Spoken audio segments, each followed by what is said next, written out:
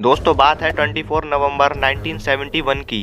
Dan Cooper नाम का आदमी नॉर्थ वेस्ट ओरिएंट एयरलाइंस की फ्लाइट 305 को बोर्ड करता है।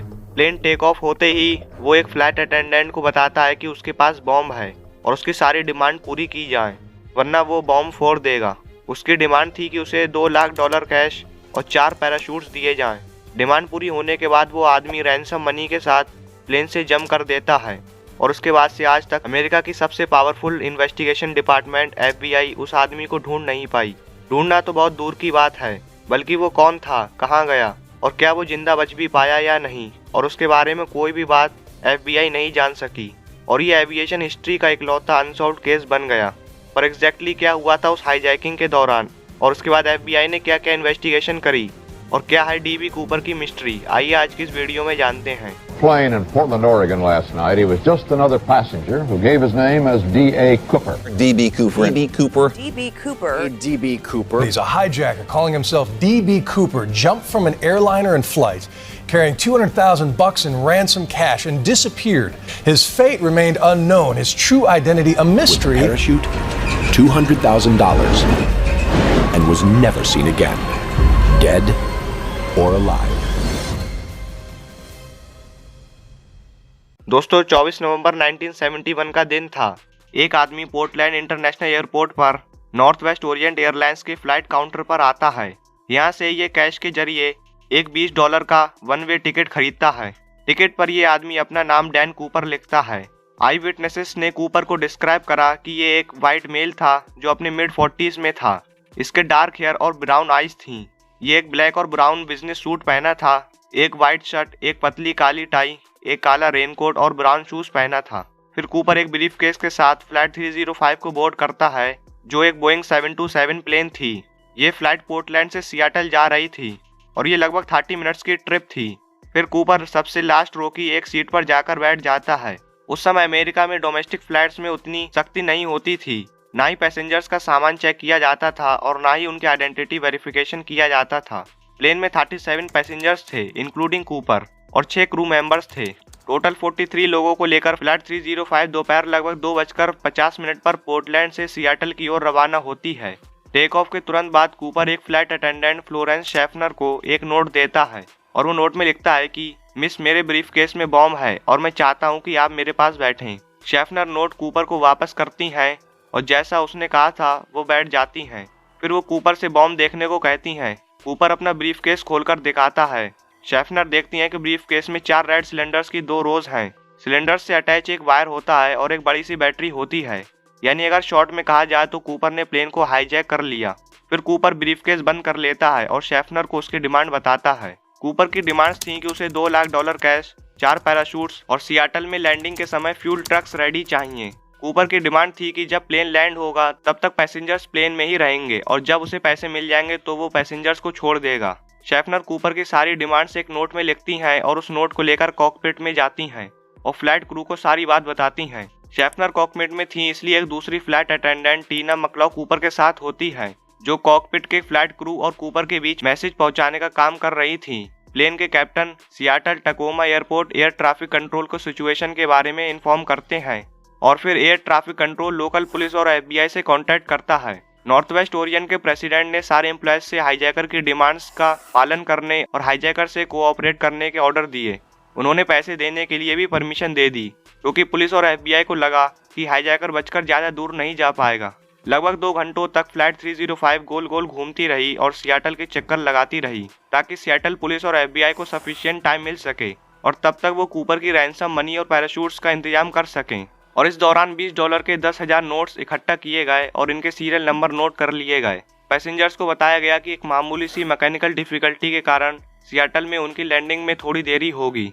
लगभग 5:46 पर फ्लाइट 305 सियाटल टकोमा एयरपोर्ट पर लैंड होती है। फिर मकलाउ प्लेन से उतरकर एक पैसों से भरा हुआ बैग लेकर आती हैं और कूपर को दे देती हैं। कूपर से किए गए वादे के मुताबिक उसे 2 पैराशूट के पेयर दिए गए और प्लेन को रिफ्यूल भी कर दिया गया।